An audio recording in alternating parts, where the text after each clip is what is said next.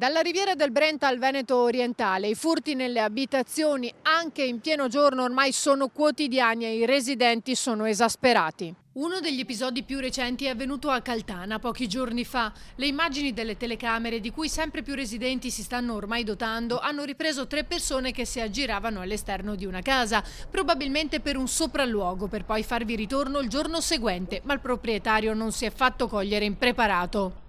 Andate via! Via su! La rabbia dei cittadini sta portando a essere sempre più attenti nel proteggere le proprie abitazioni, anche organizzandosi in ronde come avviene già da qualche anno, ci racconta Annalisa Zangrando, che gestisce un gruppo WhatsApp con centinaia di cittadini. Nel momento che scattano gli allarmi, i WhatsApp, i messaggi, che ci sono state delle intrusioni o dei tentativi, le persone tranquillamente prendono l'auto e con le 4 frecce magari fanno il giro del proprio quartiere. Non sono persone incappucciate, vestite di nero, che vanno in cerca di ladri. Si cerca solo di far capire a questi delinquenti che ci osservano che la gente si è attivata e li stanno osservando. C'è chi si è ritrovato con il cane narcotizzato, chi con serie ferite come il 15enne di Noale e chi esce 2 ore e al rientro trova la casa svaligiata. Ladri sempre più sfrontati e senza remore. Ti fanno magari il dito medio, ti fanno il sorriso, ti mandano a quel paese oppure ti minacciano anche, ma non hanno assolutamente paura perché sanno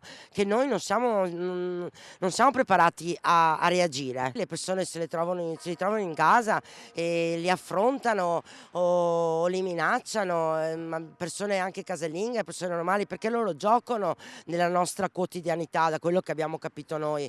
In quello che si fa normalmente durante il giorno, anche il portare, rientrare a casa con i bambini, fai la doccia, metti su da mangiare, loro nel frattempo magari sono in camera che ti stanno svaligiando la camera. Anche i sindaci sono esasperati, per questo il primo cittadino di Pianiga, sostenuto da vari colleghi, ha scritto al prefetto di Venezia. Ho scritto al prefetto perché mi vedo inerme di fronte a una situazione del genere, con le case di Pianiga che vengono battute casa a casa, anche con le persone dentro.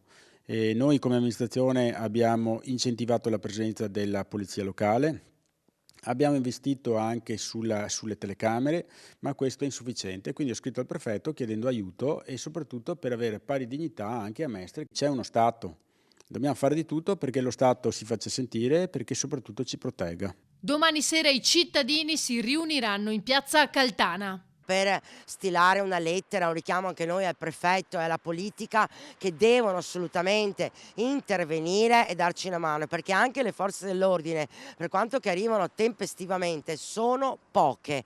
Noi abbiamo poche pattuglie nel territorio. Io spero in una grande partecipazione. Nei prossimi giorni si riunirà il Comitato per l'Ordine e la Sicurezza Pubblica.